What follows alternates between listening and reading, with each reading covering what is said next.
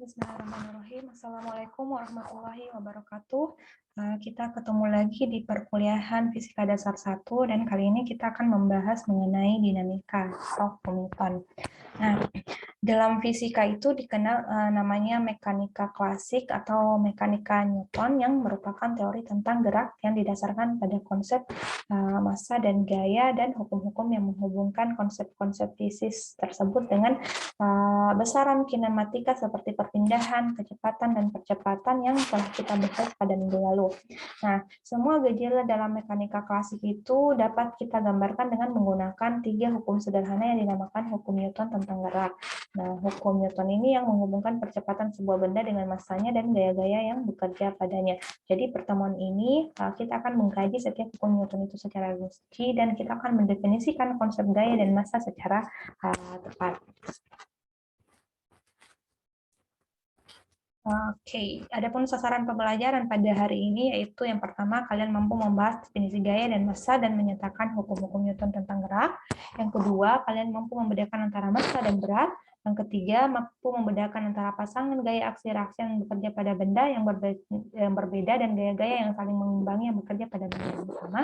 Dan yang terakhir yaitu mampu menerapkan hukum-hukum Newton dengan cara yang sistematik untuk memecahkan soal-soal mekanika.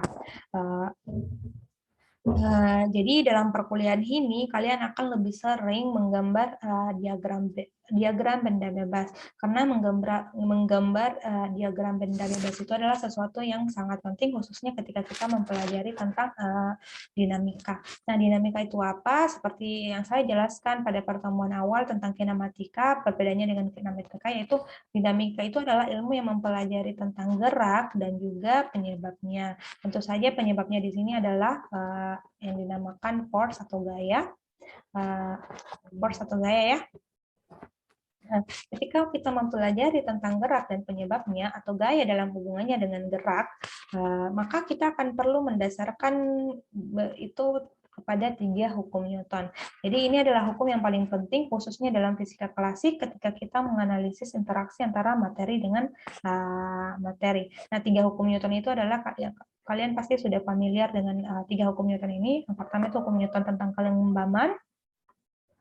kelembaman. Hukum kedua Newton dia menghubungkan antara gaya dengan percepatan. Dan yang ketiga itu hukum aksi reaksi. Saya kira ini sudah kalian khatamkan juga waktu SMA-nya. Nah, 3 hukum Newton ini yang akan mendasari kita menganalisis seluruh hal yang berkaitan dengan dinamika. Nah, kita masuk pada bagian pertama yaitu hukum Newton pertama. Jadi, hukum Newton pertama itu menyatakan bahwa jika gaya yang bekerja pada suatu benda sama dengan 0 atau gaya-gayanya dalam keadaan seimbang, maka benda yang semula diam akan terus diam atau yang semula bergerak akan terus bergerak dengan kecepatan tetap pada suatu lintasan lurus ya. Ini percepatan lurus. Jadi kalau kita tuliskan dia dalam bentuk matematis, maka kita bisa tuliskan dia sebagai berikut, yaitu sigma F sama dengan 0. Jadi gaya yang bekerja pada suatu benda itu sama dengan 0, atau gaya-gayanya syaratnya itu adalah gaya-gayanya dalam keadaan seimbang. Jadi maka benda yang semula diam akan terus diam atau yang semula bergerak akan terus bergerak dengan kecepatan tetap. Nah, hukum 1 Newton ini juga disebut dengan hukum kelembaman. Jadi sifat benda yang mempertahankan keadaan geraknya atau keadaan diamnya itu disebut inersia atau kelembaman. Makanya hukum Newton pertama itu biasa disebut dengan hukum kelembaman. Jadi ada 2 syarat tadi ya. Ini gaya-gayanya dalam keadaan seimbang. Nah, gaya-gaya dalam keadaan seimbang itu bagaimana? Yang pertama, pada saat objeknya diam atau bendanya diam, atau V-nya itu adalah 0 ya, ini 0.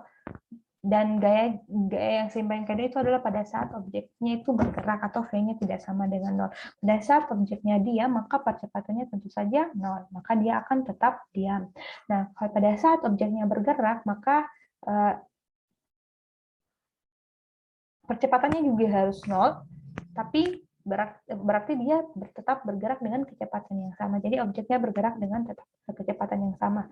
Makanya delta A-nya sama dengan 0. Karena itu adalah perubahan kecepatan. Karena kecepatannya tetap sama setiap saat, maka kecepatannya 0. Jadi ini dua syarat yang tadi, objeknya diam atau objeknya bergerak dengan kecepatan yang konstan.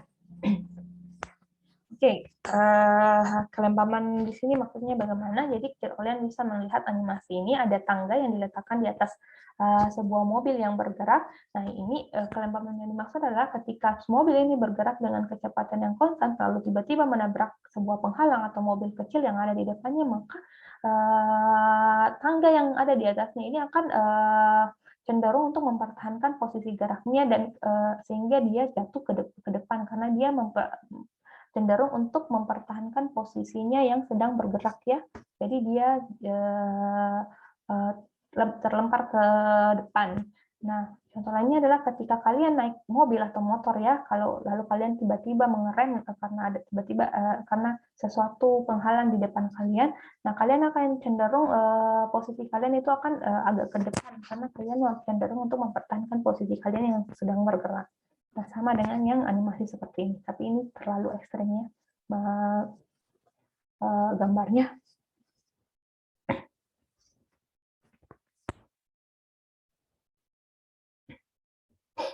Ya, sebelum Galileo, pada umumnya dipikirkan bahwa gaya itu seperti tarikan atau dorongan yang diperlukan untuk mempertahankan benda agar terus bergerak dengan kecepatan konstan. Nah, dalam pengalaman kita sehari-hari, kalau kalian mendorong sebuah buku di atas meja, kemudian dibiarkan begitu saja, buku akan meluncur untuk beberapa saat kemudian berhenti ya. Jadi kalau kalian mendorong sebuah buku di atas meja, beberapa saat kemudian dia akan meluncur dan beberapa saat kemudian dia akan berhenti. Nah, Galileo dan kemudian Newton mengakui bahwa dalam keadaan semacam itu, buku itu tidak bebas dan gaya eksternal dari gaya eksternal karena adanya gaya gesekan. Jadi jika kita memperluas permukaan meja, buku itu akan meluncur lebih jauh dan berkurangnya kecepatan dalam suatu waktu tertentu itu akan lebih kecil. Nah, di sini Galileo mempelajari gerakan dengan melakukan eksperimen di mana ia menggelindingkan bola naik dan turun bidang miring. Ia menemukan bahwa misalnya bahwa jika sebuah bola digelindingkan turunnya ini digelindingkan turun menuruni bidang miring, kelajuannya itu akan bertambah dengan jumlah yang sama dalam selang waktu yang sama. Jadi kelajuannya itu akan bertambah ya. Nah, gambar ini menunjukkan bahwa bola menggelinding menuruni sebuah bidang miring dan naik pada bidang miring lainnya. Nah, bola menggelinding naik bidang miring kedua itu sama ketinggiannya dengan posisi awalnya. Jadi Galileo ini menyimpulkan bahwa bola ini akan menggelinding naik bidang miring kedua sampai hampir dengan ketinggian yang sama ketika ia mulai, tanpa peduli kemiringan masing-masing bidang miring. Jadi kalau kita misalkan membuat bidang miringnya seperti ini, maka bolanya akan mencapai ketinggian yang sama pada akhirnya dengan yang mula-mula. Nah, kalau kita miringkan lagi sedikit, maka tetap bolanya akan mencapai ketinggian yang sama pada titik awalnya. Jadi dia menyimpulkan bahwa bahwa bola ini akan menggelinding mencapai posisi yang sama dengan posisi awalnya tanpa peduli kemiringan dari masing-masing bidang miring. Nah, Galileo di sini menerangkan bahwa jika ia dapat mengeliminasi pengaruh gesekan, jadi gesekannya diabaikan. Nah, sebuah bola yang menggelinding pada bidang horizontal itu akan menggelinding selamanya tanpa perubahan kelajuan. Jadi, jika bola ini dijatuhkan pada bidang miring dan dengan syarat gesekan ini diabaikan, maka bolanya itu akan terus bergerak ke kanan tanpa henti. Nah, Newton menyatakan hasilnya ini dengan sebagai hukumnya yang pertama. Jadi benda akan terus bergerak dengan kecepatan konstan tanpa adanya gaya eksternal yang bekerja padanya. Nah, ada sebuah kasus, misalkan bayangkan, jadi cukup bayangkan. Jadi bayangkan sebuah tempat di alam semesta yang jauh dari semua pengaruh gravitasi dan gesekan. Nah, misalkan Anda mengunjungi tempat itu, anggap saja ya, bayangkan saja. Terus kalian melempar batu, maka batunya itu akan bagaimana?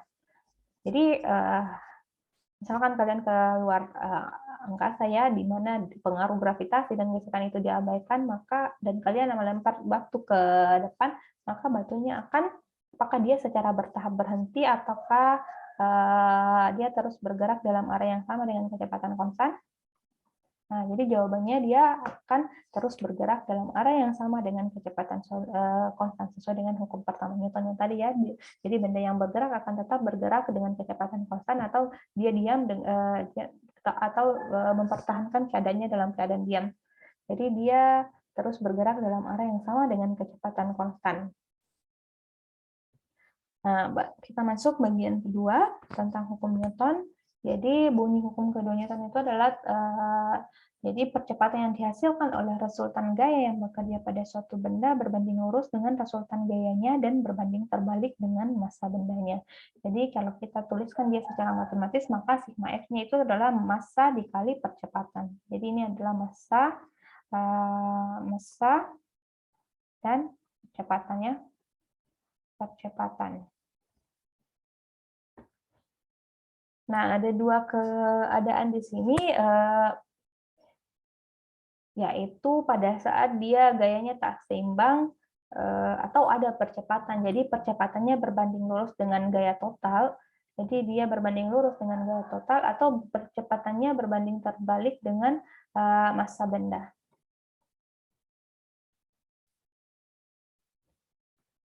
Nah, dari tadi kita berbicara tentang gaya. Nah, apa itu gaya?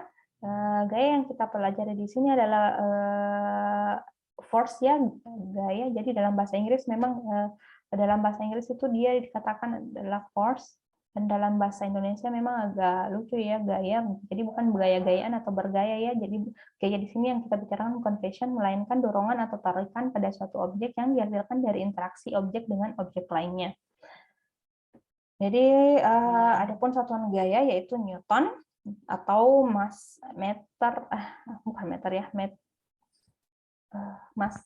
dia kan massa dikali percepatan kan, massa percepatan atau kilogram dikali dengan meter per sekon kuadrat. Jadi Newton ini kilogram atau kilogram per kali meter per sekon kuadrat. Nah, 1 Newton itu adalah jumlah gaya yang menghasilkan percepatan sebesar 1 meter per sekon kuadrat ketika diberikan kepada benda yang bermassa 1 kg. Jadi ini definisi 1 Newton. Jumlah gaya yang menghasilkan percepatan 1 meter per sekon kuadrat ketika diberikan kepada benda yang bermassa 1 kg. Jadi ini tadi 1 Newton itu sama dengan 1 kg meter per sekon kuadrat. Nah, gaya itu bisa dibedakan dua macam, yaitu gaya sentuh dan gaya tak sentuh. Gaya sentuh itu misalkan gaya normal, gaya gesek, gangan tali, dan gaya pegas. Terus gaya tak sentuh itu adalah gaya kolom dan gaya gravitasi. Nah, gaya tak sentuh ini biasanya merupakan gaya yang cukup membingungkan, khususnya fisikawan di zaman dulu ya. Bahkan Newton pun tidak suka konsep seperti ini. Jadi di sini kan tidak ada gaya tak sentuh itu maksudnya adalah tidak ada tarikan atau dorongan secara fisik gitu ya. Atau misalkan orang itu tidak menarik atau mendorong meja. Misalkan kita mendorong kalau gaya sentuhnya itu kita mendorong meja, berarti kita sentuh mejanya. Nah, di sini dia mendorong mejanya tanpa adanya sentuhan. Jadi tiba-tiba meja itu bergerak tanpa ada penyebabnya. Nah, contohnya lagi seperti mungkin kalian sering dengar cerita tentang Newton dengan apelnya ya. Jadi secara legenda misalkan Newton itu katanya dia melihat ada apel jatuh ya. Nah, waktu apel itu jatuh, jadi ini legenda ya, belum tentu benar atau belum tentu ada, tapi kisahnya itu sudah terkenal sekali. Jadi ketika apel itu jatuh, jadi ada apel itu jatuh, ketika apel jatuh, pertanyaannya siapa yang menarik apel itu jatuh? Jadi orang bilang itu adalah gravitasi. Nah, mekanismenya bagaimana? Kan tidak ada yang menarik. Jadi itu ada semacam tarikan yang boleh dibilang tidak terlihat. Jadi ini namanya gaya tak sentuh ya. Nah, karena gaya ini biasa bekerja pada posisi-posisi tertentu, misalkan makin jauh dia kekuatan gayanya, kekuatan gayanya juga dia akan makin melemah. Nah, makin dekat dia, kekuatan gayanya juga makin kuat. Jadi di posisi-posisi tertentu itu ada nilai gaya-gaya yang berubah-ubah tergantung posisinya. Nah, makanya nanti untuk gaya-gaya yang semacam ini kita bisa menggunakan konsep yang namanya medan atau field ya. Jadi nanti akan kalian kenal namanya medan listrik atau electric field dan gravitation field atau medan gravitasi. Nah, kita tidak akan membahas ini lebih detail untuk saat ini, tapi kita akan melihat beberapa gaya yang penting khususnya dalam dinamika, yaitu tentang gaya sentuh ini. Nah, dalam fisika juga ada dikatakan namanya dengan gaya seimbang dan gaya tak seimbang. Nah, gaya seimbang itu contohnya misalkan kalian menaruh buku fisika di atas meja. Jadi gaya-gaya seimbang yang bekerja padanya itu adalah dikarenakan adanya gaya gravitasi yang ke bawah dan ada juga gaya normal yang ke atas. Jadi ada gaya gravitasi yang mendorongnya ke bawah dan ada juga meja yang mendorong buku ini ke atas. Ada gaya dari meja yang mendorong buku ini ke atas. Jadi ini namanya gaya seimbang. Nah, gaya seimbang lainnya adalah ketika kalian berdiri tegak, diam ya. Nah, maka kalian akan ada gaya yang bekerja pada kalian itu akan nggak seimbang karena ada gravitasi yang mendorong kalian ke bawah dan ada juga gaya dari lantai yang mendorong kalian ke atas. Jadi ini gayanya dalam keadaan seimbang. Nah, gaya tak seimbang bagaimana? Misalkan kalian mendorong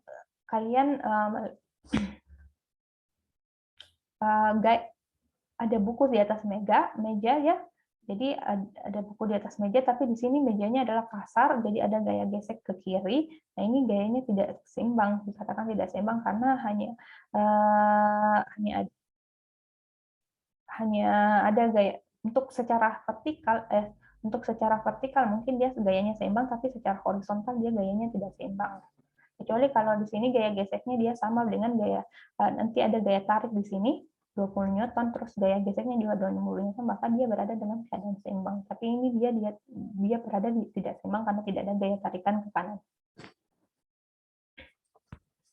Oke, kita masuk pada bagian pertama yaitu tentang gaya normal. Jadi ketika kita menyentuh suatu benda, maka di saat yang sama itu kita juga akan disentuh oleh benda tersebut.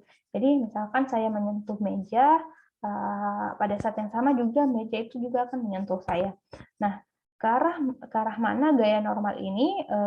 Jadi dia arahnya selalu tegak lurus dengan permukaan sentuh. Jadi gaya normal itu adalah gaya-gaya yang arahnya tegak lurus terhadap bidang permukaan sentuh dan hanya terjadi jika dua benda bersentuhan. Jadi arahnya selalu tegak lurus dari permukaan sentuh ya. Nah, misalkan kalian menaruh atau meletakkan HP kalian di atas meja. Nah, kenapa HP kalian tidak jatuh ke bawah? Karena tentu saja ditahan oleh gaya normal. Jadi meja memberikan gaya pada HP. Jadi ada HP ya di atas meja, kalian letakkan HP kalian di atas meja. Kenapa dia tidak jatuh? Karena ada karena ditahan oleh gaya normal. Jadi meja memberikan gaya pada HP kalian dan juga HP kalian juga memberikan gaya yang sama besarnya pada meja dan tentu saja tegak lurus dengan permukaan sentuh. Nah, misalkan kalau kita gambarkan seperti ini, ada dua benda yang sedang bersentuhan secara horizontal. Nah, kalau kita ingin gambarkan diagram benda bebasnya, maka kita harus pisahkan di antara benda satu dengan benda dua. Maka gaya normal yang bekerja pada benda satu itu dia seperti ini. Jadi ada gaya normal 1, 2 atau gaya yang bekerja pada benda satu akibat oleh benda dua, dan ada benda dua juga sama seperti itu. Dia ada M2, 1 itu gaya yang bekerja pada benda dua akibat adanya benda satu. Jadi dia selalu tegak lurus dengan permukaan sentuh. Permukaan sentuhnya yang mana? Ini kan? Ini di sini. Ini kalau kita gambarkan dia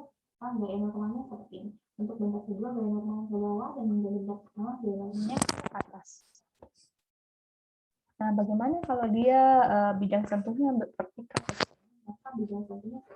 Maka gaya normalnya tetap kita gambarkan tegak lurus terhadap bidang sentuh. Bidang sentuhnya kan yang ini kan, ini bidang sentuhnya berarti tegak lurus itu untuk benda satu dia ke kiri, jadi ada gaya normal 12 dan gaya gajikan gaya normal 21. Gaya normal 12 itu adalah gaya normal yang bekerja pada benda satu akibat adanya gaya normal akibat benda dua. Dan ini ada N21 atau gaya normal yang bekerja pada benda dua akibat adanya benda. Selanjutnya kita pelajari bagaimana tentang gaya gesek.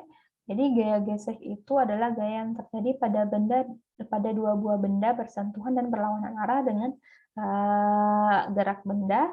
Jadi ada dua gaya gesek itu. Jadi ketika benda tersebut diam pun dia itu tetap bekerja gaya gesek. Jadi benda diam pun itu ada gaya geseknya. Namanya gaya gesek kinetis ya. Ini gaya gesek kinetis. Ketika kondisi bendanya masih dalam keadaan diam. Nah, misalkan ya mobil kita dorong dengan gaya 1 Newton, jadi ada sebuah mobil, anggap saja ini mobil ya, mobilnya besar, kita dorong dengan gaya 1 Newton. Nah, 1 Newton itu cukup kecil ya, sangat kecil sekali. Nah, di situ mobilnya belum bergerak. Jadi kalau kita dorong mobil dengan sebesar 1 Newton, di situ mobilnya belum bergerak. Kenapa? Karena ada gaya gesek yang bekerja, dan itu kita namakan gaya gesek statis. Karena bendanya masih belum bergerak, tapi gaya geseknya bekerja. Tapi ada yang kedua, gaya gesek kinetis, yaitu gaya yang bekerja ketika bendanya sedang bergerak. Nah, misalkan ada balok kepleset ya, atau balok bergerak di lantai yang kasar. Jadi di situ ada gaya yang menggesek permukaan balok tersebut. Nah, karena kepleset atau bergerak, maka kita namakan gaya yang bekerja pada balok tersebut sebagai gaya gesek kinetis. Jadi ada gaya gesek kinetis, ada gaya gesek statis.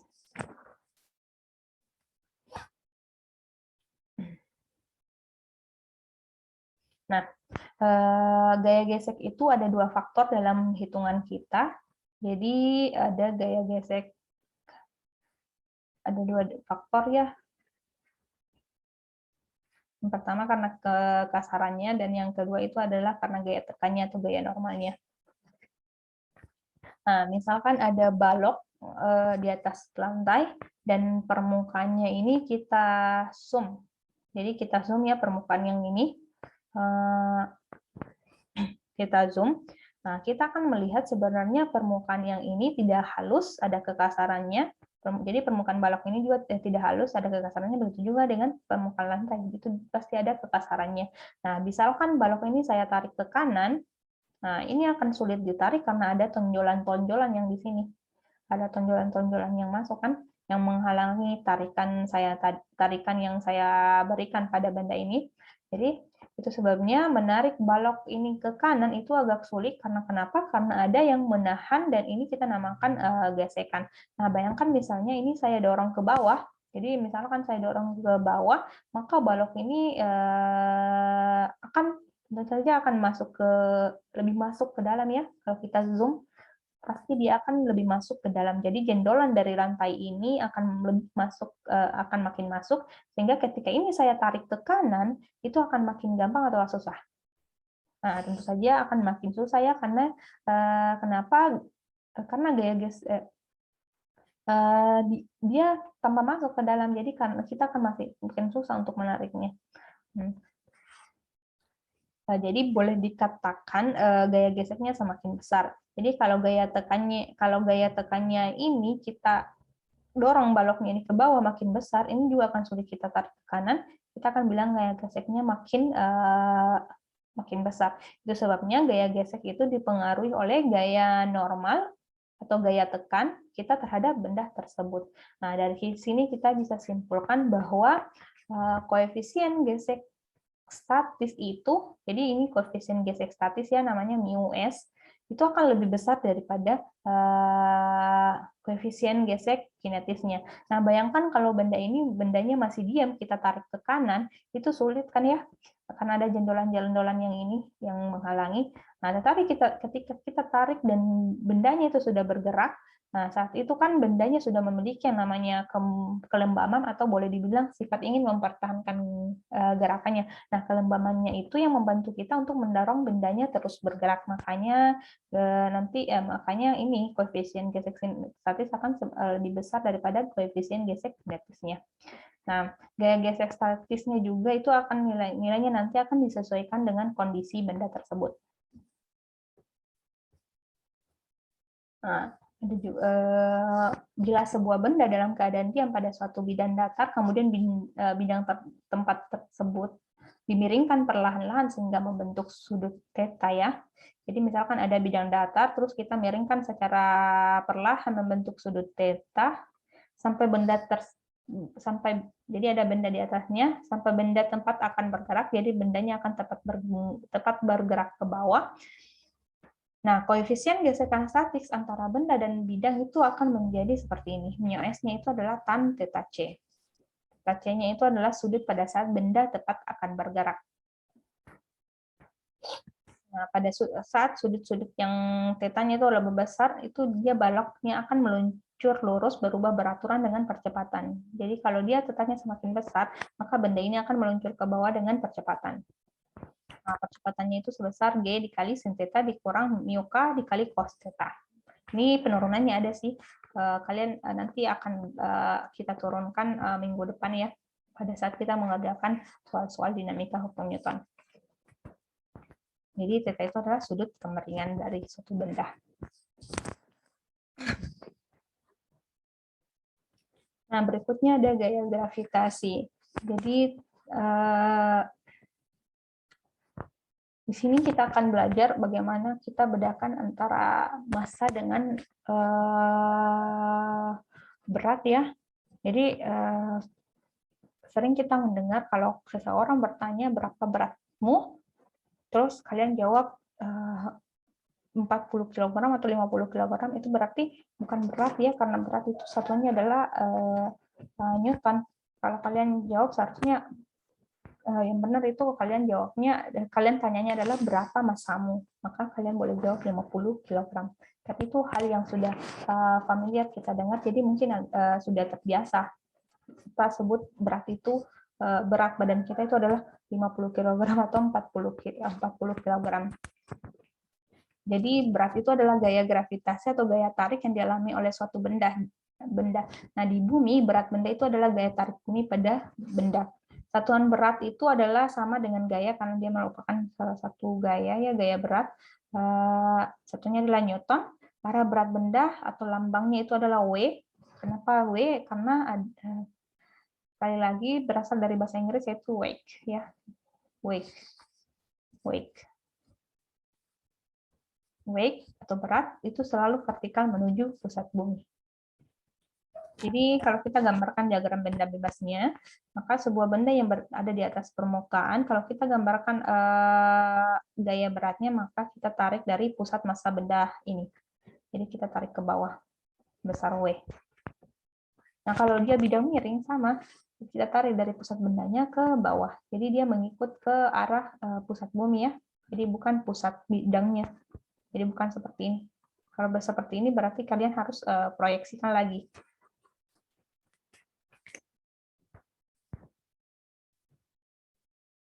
Oke, jadi bedakan antara massa dengan berat. Massa itu adalah ukuran inersia suatu benda, sedangkan berat itu adalah gaya gravitasi yang dialami suatu benda. Jadi, jika benda bermassa M jatuh bebas, pada benda tersebut itu bekerja gaya tarik bumi, sehingga benda tersebut mengalami percepatan ke bawah sebesar percepatan gravitasi itu 9,81 meter per second kuadrat. Ini yang biasanya ya. Jadi, bisa dikatakan bahwa gaya gravitasi itu biasa dituliskan sebagai W atau weight atau sama dengan massa dikali gravitasi. Jadi yang tadi hukum Newton massa dikali percepatan, nah percepatan yang di sini yang berpengaruh adalah percepatan gravitasi, massa dikali G. Oke, berikutnya kita bahas tentang gaya tegangan tali.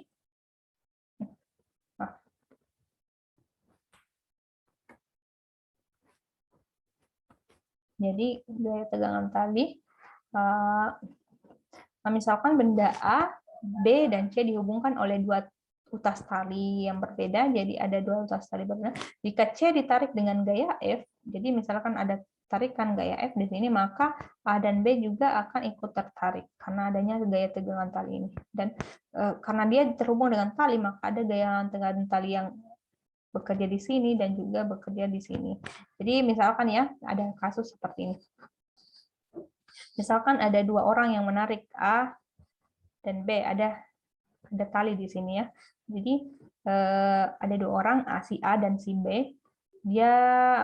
Si A ini menarik sebesar 2 Newton dan si B juga menarik sebesar 2 Newton. Nah, berapa besar tegangan talinya?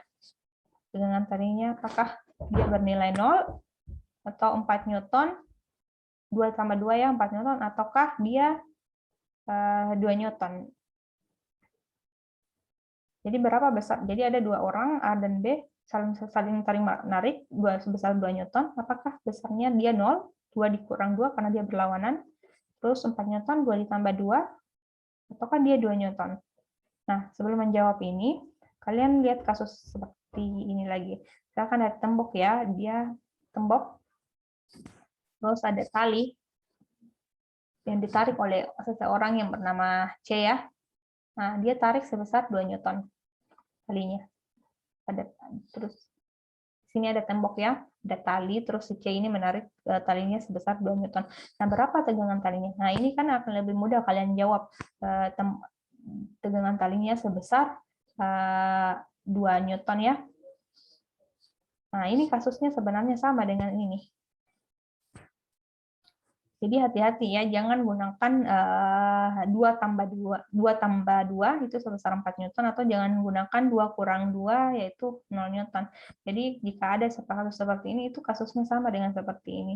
Besar tegangan tali yang bekerja pada benda ini, bekerja itu adalah 2 Newton juga. Nah, kenapa ini sama? Misalkan dia tarik 2 Newton, si A juga akan menahan sebesar 2 Newton.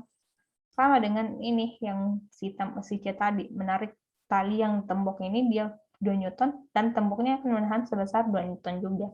Jadi tegangan tali yang bekerja pada sistem ini adalah sebesar 2 Newton. Bedanya apa?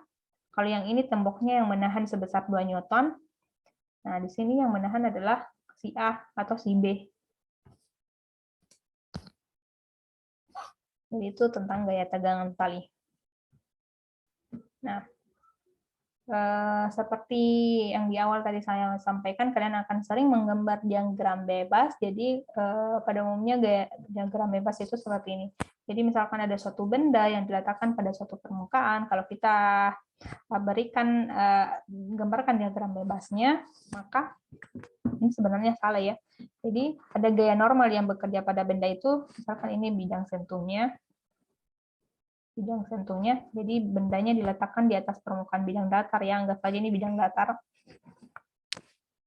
Nah, maka ada gaya normalnya yang tegak lurus terhadap bidang sentuh, jadi tegak lurus seperti ini. Terus ada gaya gravitasi itu dia dari titik pusat massa kita gambarkan ke bawah, terus gaya tariknya ke kanan dan gaya frictionnya, gaya geseknya ke kanan. Jadi mohon maaf, ini gambarnya salah ya, seperti ini. Seharusnya gaya gesek itu kita gambarkan di antara bidang sentuh. Jadi ini ya, misalkan ada suatu benda di atas bidang datar. Nah, kalau kita menggambar diagram benda bebasnya, maka ada gaya normal ke atas dari bidang sentuh, gaya normalnya, terus ada dari titik pusat massanya untuk gaya gravitasinya atau wave-nya, terus ada gaya tarik besar F, dan ada juga gaya gesek ke kiri. Di sini kita gambarkan. Di sini Fs-nya, gaya geseknya, friction-nya.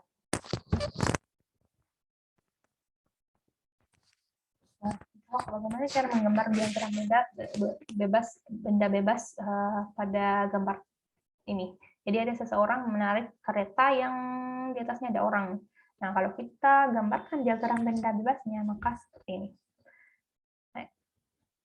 Kereta yang ada orangnya ini akan ada gaya normal ke atas, terus ada gaya beratnya juga ke bawah, terus ada juga gaya tegangan tali ke kiri.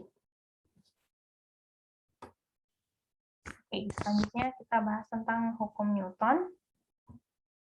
Hukum Newton ketiga, Jadi hukum Newton ketiga ini, jika benda pertama mengerjakan gaya pada benda kedua, maka benda kedua akan mengerjakan gaya pada benda pertama yang besarnya sama tetapi arahnya berlawanan. Jadi ada F aksi sama dengan F minus F reaksi. Jadi minus ini menandakan bahwa dia berlawanan arah. Jadi tadi kalau ada F aksinya, jika ada benda yang di atas bidang dasar ada F aksinya, yaitu gaya gravitasi, dan ada juga reaksinya itu gaya normal. Ada reaksi yang arahnya berlawanan ya.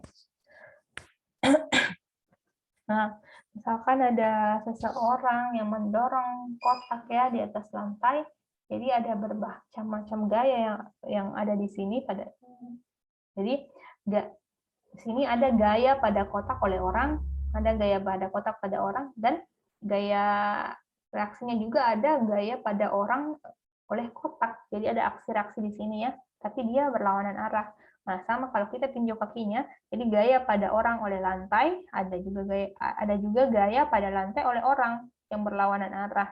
Nah, terus kalau kita tinjau baloknya, ada gaya pada kotak oleh lantai, terus ada juga gaya pada lantai oleh kotak yang tentunya berlawanan arah. Jadi selalu ada aksi dengan reaksi. Nah, kalian misalkan berjalan, itu juga ada gaya aksi reaksinya. Jadi gaya yang dilakukan tanah pada kaki itu reaksinya, dan gaya yang dilakukan oleh kaki pada tanah. Oke, contoh. Nah, pada gambar di bawah ini Haruto sedang menarik tali yang melekat pada dinding dan yang melekat pada gajah. Untuk setiap kasus, penunjukan skala menunjukkan gaya sebesar 500 Newton. Nah, apakah Haruto menarik dia dengan gaya yang lebih besar ketika talinya menempel di dinding, atau dengan gaya yang lebih besar ketika tali melekat pada gajah, ataukah dengan gaya yang sama besar? Jadi apakah dia sama gayanya lebih besar ketika menempel di dinding atau pada gajah, atau gayanya yang sama besar? Tapi penunjukan skalanya di sini adalah 500 Newton. Yang benar yang mana? Jadi yang benar adalah dengan gaya yang sama besar. Jadi walaupun ini dia diletakkan pada tembok dan ada juga yang pada gajah, tapi penunjukan skalanya tetap menunjukkan 500 Newton, berarti dia menarik kali ini dengan gaya yang sama besar. Terus sebuah balok diam di atas suatu lantai licin, gesekan diabaikan, balok itu ditarik ke kanan oleh tali dengan gaya tegangan T. Gambarlah diagram bebas untuk balok. Jadi untuk menggambar diagram bebasnya seperti ini. Jadi sebuah balok diam ya di atas suatu lantai licin. Jadi ada gaya normal ke atas yang tegak lurus terhadap bidang sentuh, dan ada juga gaya ke bawah, gaya gravitasi dari pusat massanya. Terus balok itu ditarik ke kanan oleh tali dengan gaya tengah. Jadi ada gaya tarik ke kanan ya oleh tali. Jadi kita gambarkan talinya seperti ini. Jadi ini namanya diagram benda bebas. Nah, misalkan lagi dua buah balok M1 dan M2 bersentuhan, seorang anak mendorong balok M1 ke kanan dengan gaya P. Gambarlah diagram bebas benda untuk M1 dan M2. Jadi seperti ini. Kita mau gambarkan diagram benda bebas untuk benda 1 dan benda 2. Jadi ada seorang anak yang mendorong ke kanan benda M1 dengan gaya P ya. M1 dan M2-nya itu dia bersentuhan. Jadi kalau kita mau gambarkan dia untuk benda M1 seperti ini. Jadi benda M1-nya ini ada gaya ke bawah, yaitu gaya gravitasi, gaya normalnya ke atas, dan gaya dorongnya P. Terus ada juga gaya untuk M2, ada gaya M2 satunya, gaya bekerja pada benda 2 karena akibat gaya akibat benda 1 ya. Terus ada gaya berat ke bawah dan ada gaya normal ke atas.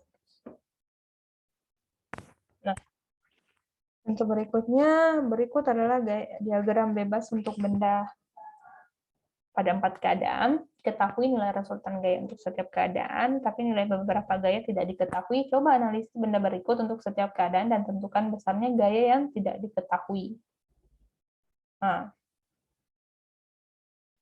jadi di sini ada benda ya, ada ada benda dengan beberapa keadaan.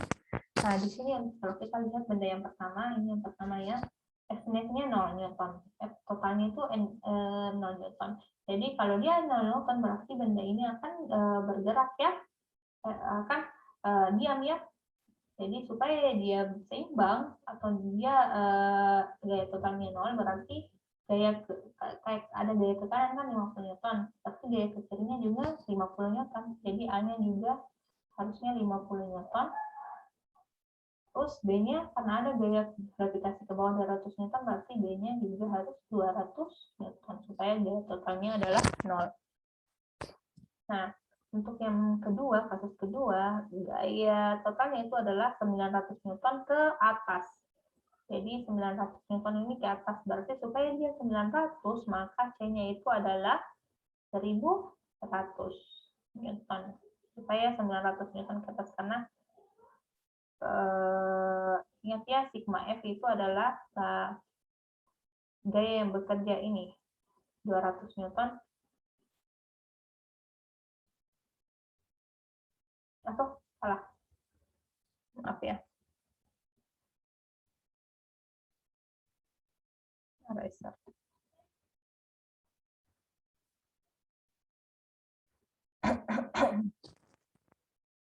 Jadi sini ya, F-net ini 900 Newton, berarti ini kan tadi sigma F itu sama dengan 900 Newton ke atas.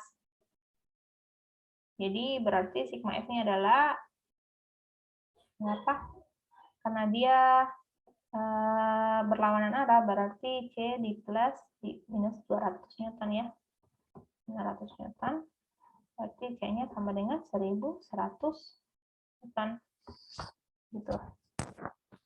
Kalau yang kasus ketiga ini, gaya totalnya adalah 60 Newton ke kiri. Jadi 60 Newton ke kiri. Jadi berarti otomatis dia bergerak hanya dalam arah horizontal. Arah vertikalnya dia 0 ya. Berarti E-nya itu adalah 300 Newton juga. Untuk D-nya berarti tinggal kita cari melalui yang diketahui ini. F tetap dia 60 Newton ke kiri. Berarti sigma F-nya sama dengan 60 Newton. Dia bergerak ke kiri, berarti D-nya ditambah minus 80 Newton sama dengan 60 Newton, berarti D-nya sama dengan, salah ya, karena dia bergerak ke kiri, berarti kita gunakan di sini.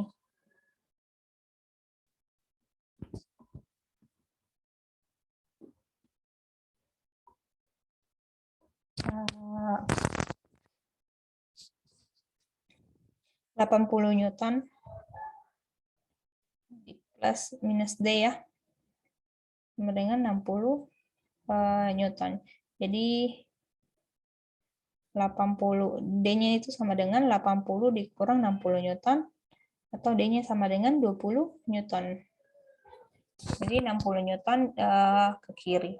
Untuk ini, untuk kasus keempat berarti nah F-nya F totalnya 30 Newton ke kanan, berarti sama sekali berarti tidak ada gaya horizontal nih, tidak ada gerakan secara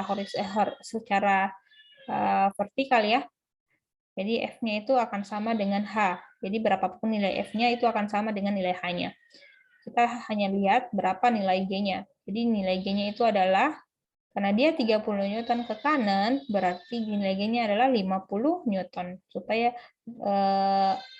dia bergerak ke kanan. Jadi 50 kurang 20 berarti 30 Newton. 30 Newton ke kanan.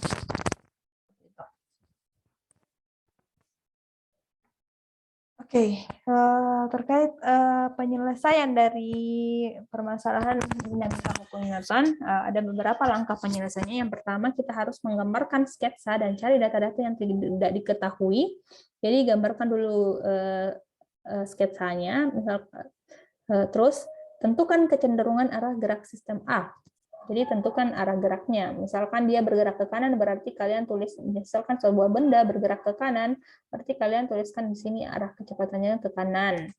Kecepatannya ke kanan. Nah, pilih benda partikel yang ditanyakan atau ditinjau. Gambar diagram benda bebas tersebut. Jika ada lebih dari satu benda yang ditanyakan, gambar diagram benda bebasnya terpisah untuk masing-masing benda. Jadi sama seperti tadi, misalkan ada dua buah balok ya, dua balok yang bersentuhan yang bergerak, maka kita harus gambarkan dia dalam diagram benda bebas yang berbeda, 1 dan 2. Terus beri nama untuk setiap gaya, misalkan gaya berat W, gaya normal N, dan gaya tegangan tali T, dan gaya lainnya. Misal, kita berikan pada diagram benda bebasnya itu keterangan apa gaya yang bekerja. Terus tentukan sumbu X dan sumbu Y dan terapkan hukum 1 dan 2 Newton pada benda atau sistem yang ditinjau. Terus gunakan aturan gaya-gaya yang searah dengan arah gerak sistem A, maka gaya tersebut bernilai positif. Jadi misalkan percepatannya bergerak ke kanan, maka arah gaya yang bergerak ke kanan itu dia nilainya positif, sedangkan bernilai negatif jika gaya-gayanya yang berlawanan dengan arah gerak sistem. Jadi dia bergerak ke kiri, berarti dia negatif karena arah geraknya ke kanan. Jadi langkah penyelesaian ini akan kita gunakan untuk membahas soal-soal tentang dinamika hukum Newton pada minggu depan. Jadi harap diingat baik-baik, dipahami dengan baik apa yang sudah Ibu jelaskan sebelumnya, dan juga harus paham lebih baik tentang langkah-langkah penyelesaian ini. Insya Allah kita akan bahas contoh-contoh soal tentang hukum Newton itu pada pertemuan selanjutnya. Oke, saya kira cukup sekian untuk pertemuan ini. Silakan kalian boleh menanyakan jika ada yang kurang jelas melalui WA group ataupun memberikan komentar pada kolom komentar di bawah ini.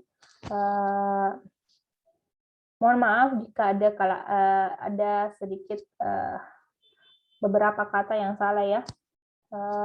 Semoga kalian mengerti apa yang saya sampaikan dan jangan malu untuk bertanya. Oke, saya kira cukup sekian. Terima kasih. Assalamualaikum warahmatullahi wabarakatuh.